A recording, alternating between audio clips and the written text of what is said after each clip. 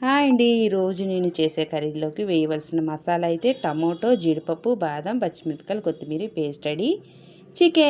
Chicken మంచి gravy రిచ్గా ఉండే కర్రీ అయితే చేస్తున్నాను. ఇందులోని ముందు యాలకుల పొడి వేశాను. ఆ తర్వాత అల్లం వెల్లుల్లి పేస్టు, ఉప్పు, కారం, గరం మసాలా, జీడిపప్పు పేస్టు అన్నీ వేసాను కదా. మొత్తం అంతా కలిపి పెరుగు కలిపేసి పక్కన పెట్టేస్తాను. ఇలా పక్కన పెట్టేసిన తర్వాత ఉల్లిపాయలు ముందు వేయించేసుకుంటున్నాను. ఒక్కసారి చేయండి, చాలా బాగుంటుంది. ఎప్పుడు రెగ్యులర్గా నేనైతే ఒకేలా వండను, రకరకాలుగా మారుస్తుంటాను. చికెన్ ఎన్ని రకాలుగా వండితే అంత టేస్ట్గా ఉంటుందండి. ఒక్కొక్కసారి ఒక్కొక్క రుచి ఉంటుంది. అదేంటో కానీ చాలామంది ఎక్కువగా చికెనే వండుతూ ఉంటారు, ఎందుకంటే త్వరగా అయిపోతుంది కూడాను.